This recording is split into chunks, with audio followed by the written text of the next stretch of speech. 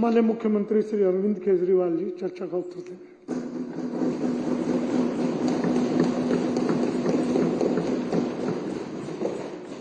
अध्यक्ष महोदय, ये बिल्कुल सही बात है कि हमारी सरकार है और हमारी सरकार की एक पॉलिसी लागू नहीं हो रही और उस पॉलिसी को लागू कराने के लिए आज यहाँ पे चर्चा हो रही है। दिल्ली के अंदर लोगों के गलत बिल आ रहे हैं, उन गलत बिलों को ठीक कराने के लिए आज सत्ता पक्ष कह रहा है कि बिल ठीक होने चाहिए और विरोधी पक्ष कह रहा है कि बिल ठीक नहीं होने चाहिए। ये एक बड़ी विसंगति है दिल्ली को लेके। दिल्ली कहने को आधा राज्य है, मेरे को तो लगता है 5% राज्य भी नहीं है। अगर ये फुल स्टेट होता, किसी ऑफिसर की हिम्मत नहीं थी कि मंत्री और मुख्यमंत्री द्वारा दिए गए आदेशों की अवहेलना करके वो 2 मिनट के अंदर अपनी पोस्ट के ऊपर रह जाता, सस्पेंड कर दिया जाता वो सीधा। आज ये चर्चा इसलिए हो रही है क्योंकि दिल्ली एक बहुत गंदी और नीच राजनीति का शिकार है।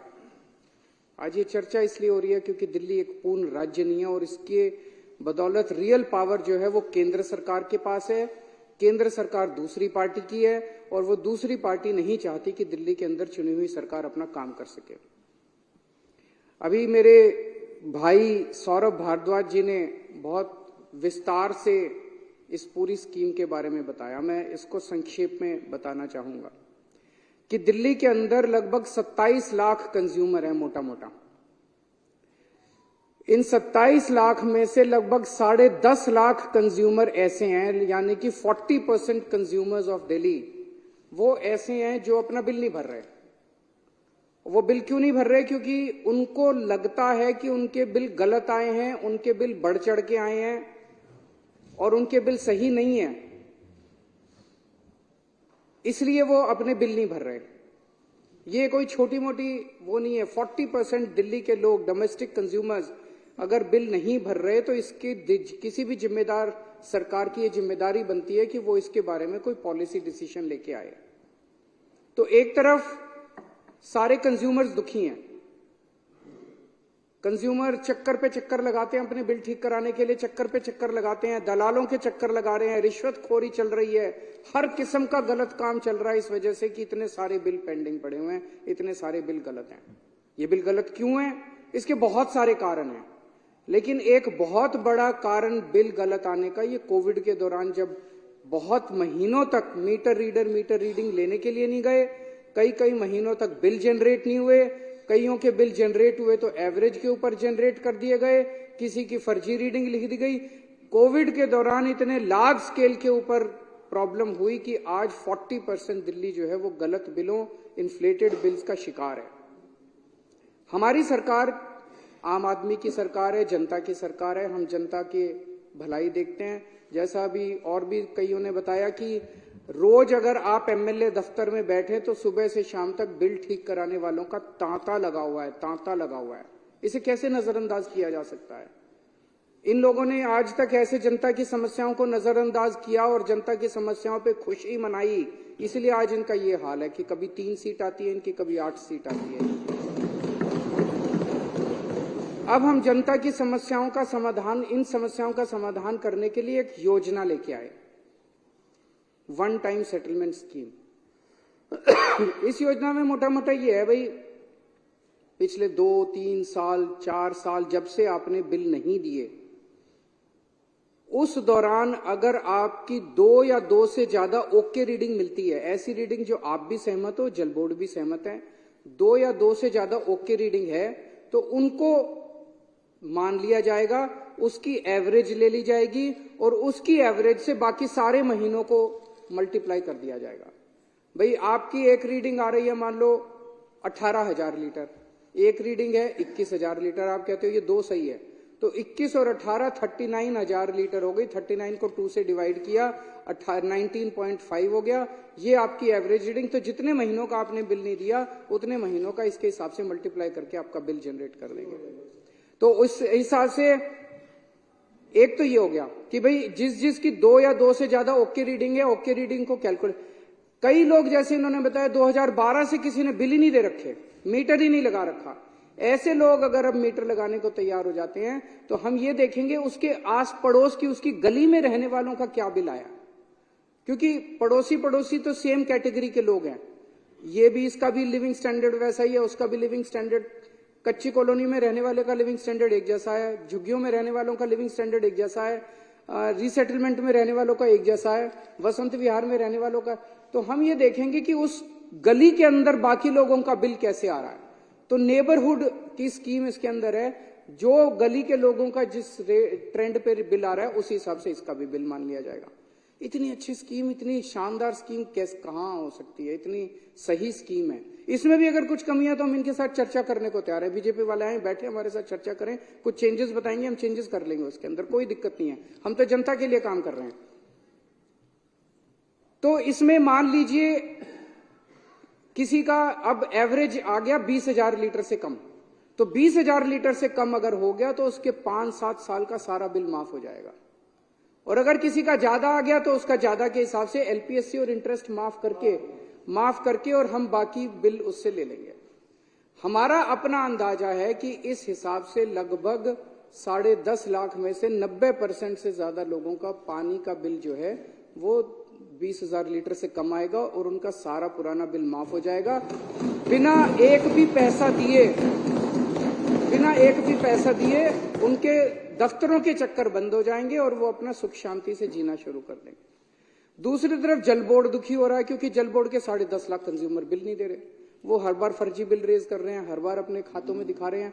जल बोर्ड का रेवेन्यू फंसा हुआ है। जल बोर्ड का अगर 20,000, जितने 90% लोगों के बिल माफ होंगे, जल बोर्ड को उतना पैसा दिल्ली सरकार से मिल जाएगा, क्योंकि दिल्ली सरकार रिइंबर्स करती है सारी सब्सिडी। तो जल बोर्ड का रेवेन्यू आ जाएगा। जल बोर्ड का रेवेन्यू हजारों करोड़ रुपए आज लॉक हो गया इसके अंदर। इतनी अच्छी स्कीम है ये। जैसा इन्होंने बताया 13 जून पिछले साल 2023 को इस स्कीम को पास किया गया था और इसे तो तुरंत लागू कर देना चाहिए था। 8 महीने हो गए, आज 8 महीने हो गए हमें इन अफसरों के और इनके वो करते करते, लेकिन इन्होंने करने से मना कर दिया। आज स्थिति ये है कि इस स्कीम को कैबिनेट में लाना है, कैबिनेट पास करेगी तब ये स्कीम लागू होगी। इसके लिए फाइनेंस सेक्रेटरी को इस पे अपने कमेंट्स देने हैं। फाइनेंस सेक्रेटरी ने फाइल पे लिख दिया मैं कमेंट्स नहीं देता। सोचो किसी अफसर की हिम्मत है, उसने फाइल पे लिख दिया फाइनेंस सेक्रेटरी ने मैं कमेंट्स नहीं देता। मैं बिदूरी जी कह रहे थे मेरे से सीख लो, जरा सिखाओ अब उसका क्या करें हम। तो मैं बाद में मिल लूंगा, चाय पे आना, चाय पे बता देना कि फाइनेंस सेक्रेटरी ने फाइल पे लिख दिया मैं कमेंट्स नहीं देता। सौरभ भारद्वाज जी यूडी मिनिस्टर हैं, इन्होंने यूडी सेक्रेटरी को लिखित आदेश दिया कि इसको प्रस्ताव को कैबिनेट में लाया जाए। यूडी सेक्रेटरी ने फाइल पे लिख दिया मैं इसको कैबिनेट में नहीं लाता जब तक फाइनेंस सेक्रेटरी कमेंट्स नहीं देगा। फाइनेंस सेक्रेटरी कह रहा है मैं कमेंट्स नहीं दूंगा, यूडी सेक्रेटरी कह रहा है जब तक ये कमेंट्स नहीं देगा मैं। तो हमने इन दोनों को और भी अफसरों को बुलाया, इन मंत्रियों ने, इन्होंने मेरे को बताया मंत्रियों ने कि क्या चल रहा है, क्यों कर रहे हो ऐसा।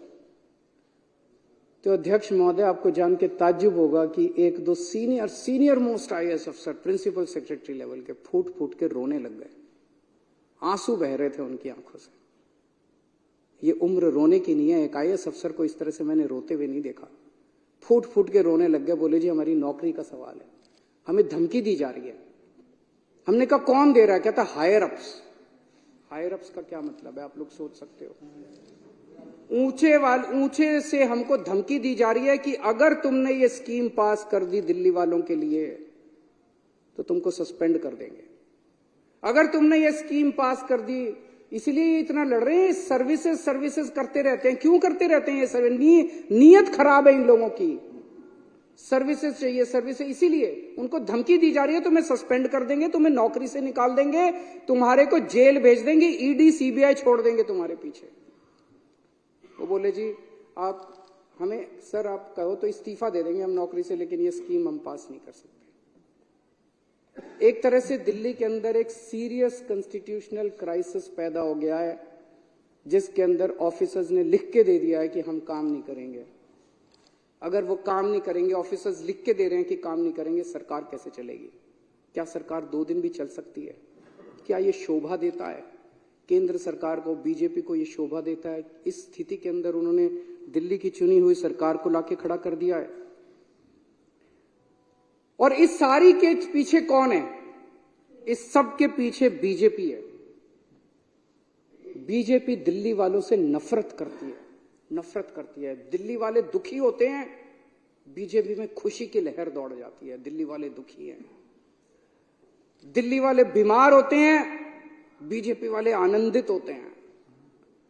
दिल्ली को बर्बाद करना चाहते हैं बीजेपी के लोग। जैसा परसों मैंने बताया था किस तरह से इन्होंने 2 महीने के लिए दिल्ली के अस्पतालों की दवाइयां बंद कर दी, किस तरह से इन्होंने 2 महीने के लिए, पिछली बार मोहल्ला क्लिनिक के 3 महीने के लिए रेंट नहीं पे किए। मोहल्ला क्लिनिक कई किराए पे चल रहे हैं, उनके रेंट नहीं दिए, उनके बिजली के बिल नहीं दिए इन्होंने, डॉक्टरों की तनख्वाह नहीं दी इन्होंने, एमटीएस कर्मचारियों को निकाल दिया इन लोगों ने, योगा क्लासेस दिल्ली के अंदर बंद कर दी इन्होंने। दिल्ली वालों से इतनी नफरत करते हैं ये लोग। और मैं दिल्ली वालों को कहना चाहता हूं, जब तक आपका बेटा जिंदा है, इन बीजेपी वालों के सामने दीवार बन के खड़ा है, बाल बांका नहीं।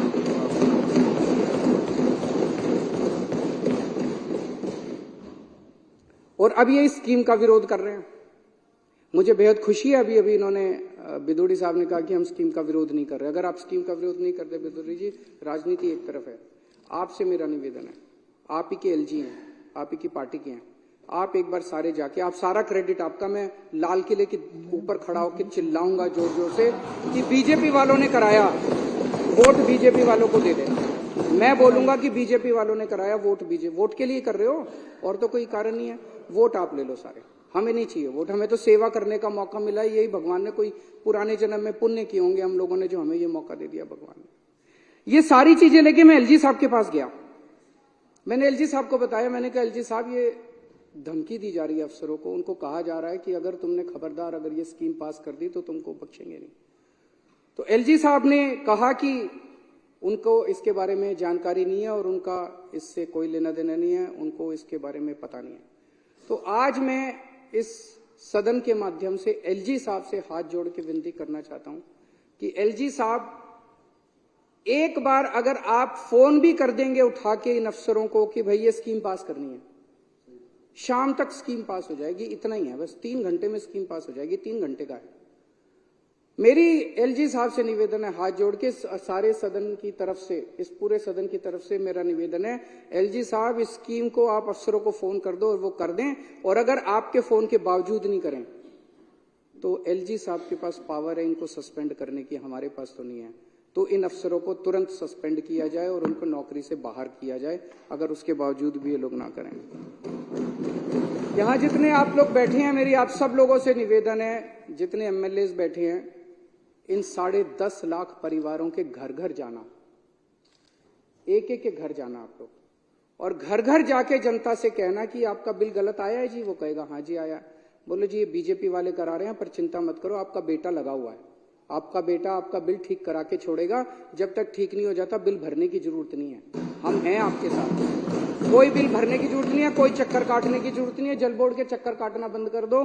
केजरीवाल है, आपका बेटा है आपके साथ, घर घर जाना और घर घर जाके इसको करा के आना। और अगर इन्होंने नहीं किया, विदुड़ी साहब, हमारे पास कोई चारा नहीं रहेगा, दिल्ली में बहुत बड़ा आंदोलन होगा इसके ऊपर। हमें आंदोलन तो करना आता है, आंदोलन से ही निकले हुए लोग हैं, फिर दिल्ली में आंदोलन होगा, करना तो पड़ेगा। सीधी उंगली से कर दो, नहीं तो उंगली टेढ़ी करनी पड़ेगी, जनता करेगी, हम नहीं करेंगे। अभी बिदुरी साहब ने कहा कि जनता को ये पसंद नहीं है कि हम कहते हैं काम नहीं करने दे रहे, काम नहीं कर रहे। हम जनता जानती है ये गंदे लोग काम नहीं करने दे रहे, लेकिन केजरीवाल उनका बेटा फिर भी सारे काम करा लेता है। आपने मोहल्ला क्लिनिक रोके, रुकने दिए हमने, आपने सीसीटीवी कैमरे रोके, एलजी के घर, उनके वेटिंग रूम के अंदर 10 दिन तक दिल्ली का मुख्यमंत्री वहां पे धरना, उसके कमरे के अंदर धरना देके आया था। सीसीटीवी कैमरे तब पास हुए थे। आपने पिछले साल दवाइयां रोकी, हमने फिर चालू कराई। आपने फरिश्ते स्कीम रोकी, हम दिल्ली सुप्रीम कोर्ट गए और सुप्रीम कोर्ट से फरिश्ते स्कीम पास करा के लाए। आपने जल बोर्ड का पैसा रोका, 6 महीने आपने जल बोर्ड का पैसा रोका, हाई कोर्ट से ऑर्डर करा के ले आए, जल बोर्ड का पैसा मिलेगा। आप काम रोकते रहो, हम काम कराते रहेंगे। जहाँ डीटीसी पेंशन आपने रोकी, हमने डीटीसी पेंशन भी दिलवा दी सबको। किसी को मारने वाले से उसकी जान बचाने वाला ज्यादा बड़ा होता है। तो मैं आज इस हाउस के माध्यम से दो चीजें, एक तो एलजी साहब से निवेदन करना चाहता हूं हाथ जोड़ के पूरी विनती के साथ, और दूसरा मैं बीजेपी को जिम्मेदारी देना चाहता हूं, अगर सारा हाउस इसके लिए मंजूर है, कि बीजेपी इसकी जिम्मेदारी ले कि वो एलजी साहब से कह के इस स्कीम को पास करा के लाए। क्योंकि आप भी कह रहे हो कि ये स्कीम अच्छी है, पूरे हाउस का इस पे सहमति है कि ये स्कीम अच्छी है, होनी चाहिए, 10.5 लाख परिवारों को इसका फायदा मिलेगा।